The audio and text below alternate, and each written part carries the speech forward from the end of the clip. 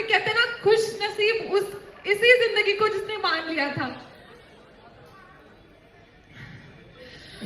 जैसे जैसे बड़ी होती गई, पढ़ाई में बहुत अच्छी थी, कॉलेज के लिए एडमिशन लिया। जब कॉलेज के लिए एडमिशन लिया, साइंस बैकग्राउंड चूज किया, साइंस से मैंने बहुत अच्छी पढ़ाई की। फिर इंजीनियरिंग करूंगी।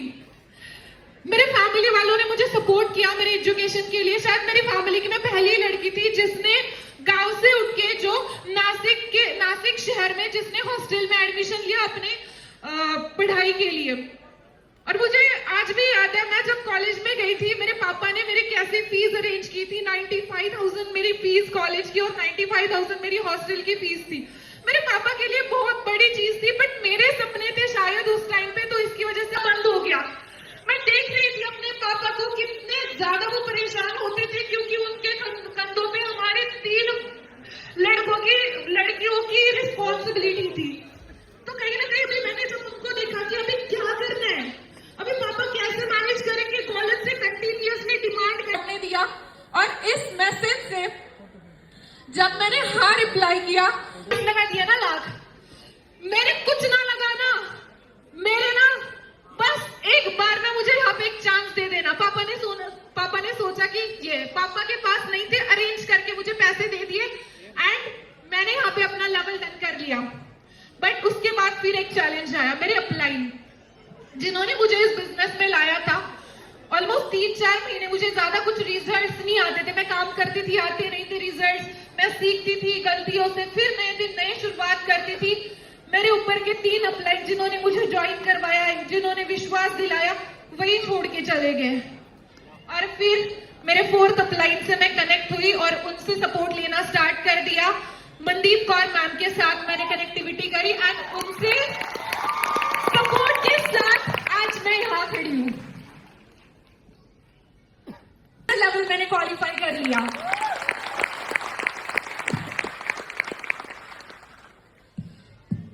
उसके बाद मिलियनर क्लब, पता है जब मैनेजर में बनी मुझे लगता था यार मिलियनर में कभी बन भी पाऊंगी। 7 मंथ के अंदर इतना स्ट्रगल किया। आज उधर से आने के बाद कोई ये चीज बताएंगे ना कि हमारी मोदी हमें अभी फ्लाइट से घुमाती है। पता है मैंने क्या किया, ये नहीं मैटर करता। आज सबसे ज्यादा मेरे लिए क्या मैटर करता है, मेरी टीम की ग्रोथ। एक लड़की जिसने सपने नहीं देखे थे, आज उसके एक डिसीजन की वजह से और इस फॉरएवर की वजह से आज मेरे देखो ये पूरे अंगूरों के बागों के बीच मेरा छोटा सा घर है, बट फॉरएवर में है, फॉरएवर में ग्रोथ ही है, तो ट्रांसफॉर्मेशन तो लाना पड़ेगा ना। तो ये घर मैं अपने पापा के लिए, मम्मी के लिए बना के दे रही हूँ अपने। इसका 2nd फ्लोर इन प्रोग्रेस है, अभी इसका काम चल रहा है, बट मेक श्योर कर सकती हूँ कि इस फॉरएवर की वजह से पूरे गांव के अंदर सबसे बेस्ट घर मेरे मम्मी पापा का होगा।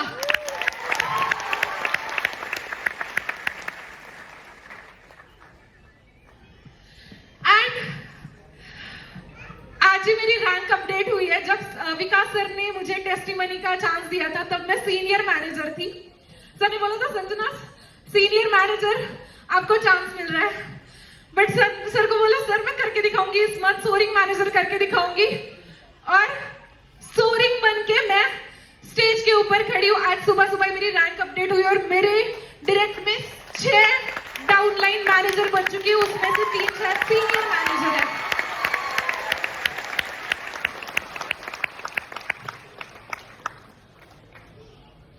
Thank you so much great sir, thank you so much red sir, Harish sir, Adam sir, thank you so much forever. This is not possible without forever. मैं कहीं पे कितनी भी मेहनत करती, पर ये ट्रांसफॉर्मेशन फॉरएवर की वजह से जो आया है कभी पॉसिबल नहीं था मेरी लाइफ में। मैं बहुत ग्रेटफुल हूँ इस अपॉर्चुनिटी का, मेरे लाइफ में अपॉर्चुनिटी आई। Thank you so much everyone, thanks to my parents,